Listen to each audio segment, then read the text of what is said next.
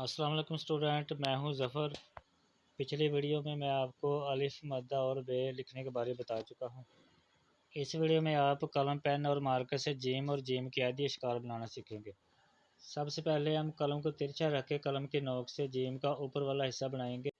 पैमाइश के हिसाब से जीम का ऊपर वाला हिस्सा 1.5 कत का होता है और ऐसे ही हम 1 कत का निशान लगा के जीम को ऊपर से नीचे ऐसे हल्का सा गोल करते हुए लेके आएंगे।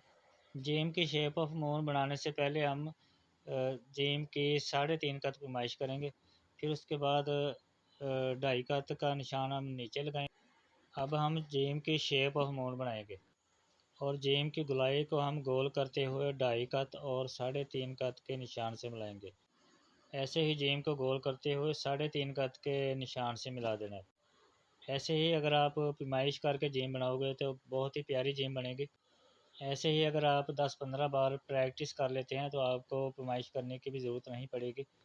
जेम की अंदरूनी शक्ल एग शक्ल की होती है, जैसे एग होता है बिल्कुल सेम ऐसी ही जेम की अंदरूनी शक्ल बनाई जाती है। और जेम का ऊपर वाला सार और इसकी गुलाई को सेम रखना होता है, स्ट्रेट रखना होता है, सीधा हो, बिल्कुल सीधा ऊपर वाला सार और इसकी गुलाई को। जेम के आदि अशकाल की भी प्रैक्टिस ज़रूर करनी चाहिए, क्योंकि जब हम जोड़ वाले लफ्ज़ लिखते हैं तो इन्हीं आदि अशकाल को मिला के हम जोड़ वाले लफ्ज़ बनाते हैं। पहली शक्ल हम सेम जीम का ऊपर वाला सर बनाएंगे। जीम की जो दूसरी आदि शक्ल है ये हम जीम अल्फ जा, जीम लम जल, जीम गाफ जग के साथ लगाते हैं और इसके अलावा भी काफ़ी लफ्ज़ों के साथ जीम का ये जोड़ लगाया जाता है। ये भी हम ऊपर से बारीक बना के दरमियान में 1 कत का फासला रखेंगे और इसी तरह जीम का सर बना के नीचे बे की आधी शक्ल लगाएंगे। जीम की तीसरी आधी शक्ल कलम की नोक से ऊपर से हल्का सा नीचे को मूव करना है। फिर ऐसे ही कलम की नोक से आपने पूरी कलम नहीं लगानी, नोक से ऐसे बनाना है। तो ये जीम की तीसरी आधी शक्ल बन जाएगी। ये जीम बे जब के साथ भी लगाई जाती है और इसके अलावा और भी जियो के साथ भी ये जीम लगती है। इसके अलावा और भी काफ़ी लफ्ज़ बनते हैं। तो अब हम मार्कर से शुरू करेंगे। मार्कर से जीम लिखते हुए आपने ऊपर वाली लाइन से जीम को शुरू करना है और नीचे वाली लाइन के नीचे से गुजारना है। यह जीम भी सेम ऊपर वाली जीम की तरह ही होगी। जीम की अंदरूनी पैमाइश भी मार्कर के हिसाब से 3.5 कत और 2.5 कत ही होगी। ये मैं 605 मार्कर से लिख रहा हूँ। इसका जो कट होता है वो आम मार्कर के मुकाबले से कुछ ज़्यादा बड़ा होता है। इससे कैलीग्राफी बहुत प्यारी लिखी जाती है। मार्कर से लिखते हुए आपने ऊपर वाली लाइन से शुरू करना है और नीचे वाली लाइन के नीचे से गुजारते हुए आपने जीम की गुलाई बनानी है। बिल्कुल ऊपर वाली शेप की तरह आपने जीम की आधी अशकाल बनानी है। मार्कर के हिसाब से जीम की आधी अशकाल दरमियान से शुरू होगी, 2 लाइन को दरमियान से शुरू करनी है।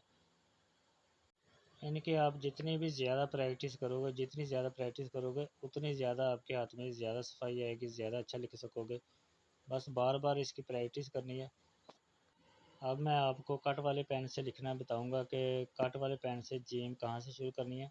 कट वाले पेन से आपने जीम को दरमियान से शुरू करना है, 2 लाइनों को दरमियान से। ये देखिए 2 लाइनों को दरमियान निकाला मैंने, निशान लगाया। अब मैं इसके बराबर शुरू करूँगा, यानी 2 लाइनों के दरमियान से शुरू करते हुए लाइन के नीचे से गुजारना है। ये देखिए ऐसे। तो इसका जो सामने वाला हिस्सा है जीम का सार और इसकी गुलाई बिल्कुल बराबर रखनी है।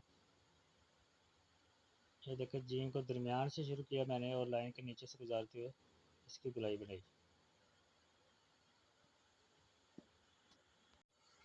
ये मैंने जीम कट वाले पेन से लिखा था। अब मैं आपको बारीक पेन से लिख के बताऊंगा कि कैसे लिखना है। इसका भी वैसे ही दरमियान निकाल लेना है। जीम के पेन के लिहाज से जीम की जो शक्ल होती है वो दरमियान से शुरू होती है। दरमियान से शुरू करके आपने लाइन के नीचे से गुजारना है। गुलाई वाली जितनी भी शक्लें होती है वो लाइन के नीचे से ही गुजारी जाती है और बाकी जो शक्लें होती है, बाकी हरूफ लाइन के ऊपर ऊपर आते हैं। ये देखें, जीम को दरमियान से शुरू करके लाइन के नीचे से गुजारा है। जीम की जो आधी अशकाल है वो दरमियान से निचले हिस्से में लिखी जाएगी, यानी ये दरमियान में नहीं आएगी बल्कि दरमियान से भी नीचे करके आपने जीम की आधी अशकाल लिखनी है। उर्दू इंग्लिश हैंड राइटिंग का मुकम्मल कोर्स सीखने के लिए हमारा चैनल सब्सक्राइब कर लें। अस्सलाम वालेकुम।